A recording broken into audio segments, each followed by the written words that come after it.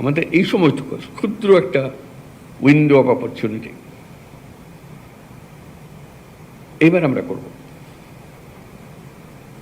কারণ আমাদের উপর সারা বিশ্বের নজর। এবং আমিও নিজেকে আবিষ্কার করেছি যে আমার তো অনেক ক্ষমতা আছে, এই ক্ষমতা আমি ব্যবহার কেন করব না? যেটুকু আছে এর মধ্যে আমি করব। আমি বলবো আমাকে এই দেন ওই দেন, এটা মেরামত করে সব বলতে থাকবো, কিন্তু কাজ থেমে থাকবে না।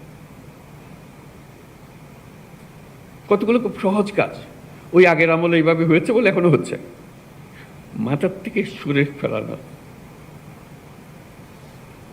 আগের আমল হাওয়ায় বিলিয়ে গেছে, নাই। অর্থাৎ আমরা গুহা থেকে বের হয়ে এসেছি 1000 বছর পরে, আর পৃথিবীর সামনে সে গুহার মানসিকতা দিয়ে তো এই পৃথিবী চলবে না। গুহার থেকে বেরিয়ে আসতে হবে। এইটুকু শুধু স্মরণ করিয়ে দেওয়া যে আমরা গুহাবাসী নই, আর কোনো ব্যাখ্যা দিয়ে কাউকে বোঝাতে পারবো না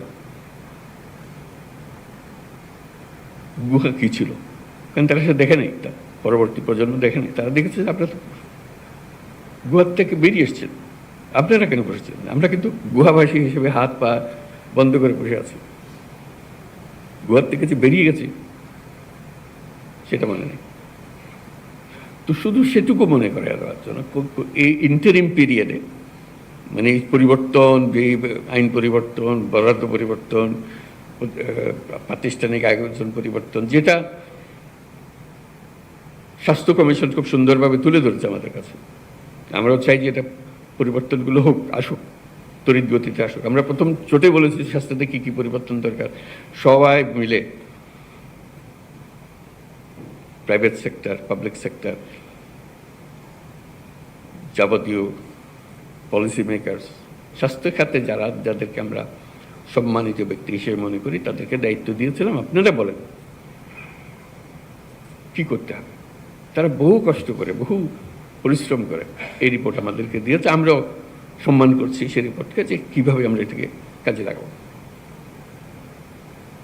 কিন্তু সেই কাজে লাগানোর শেষ মুহূর্ত পর্যন্ত অপেক্ষা করবেন না, প্রতি মুহূর্ত দ্রুত চলে যাচ্ছে। এগুলো কবে হবে? হবে এক সময়, কিন্তু আজকের দিন তো আজকের দিন, এটা তো আর ফিরে পাবো না। আজকের দিনের কাজ আজকের দিনেই করে ফেলতে, আমার মতো করে করতে হবে।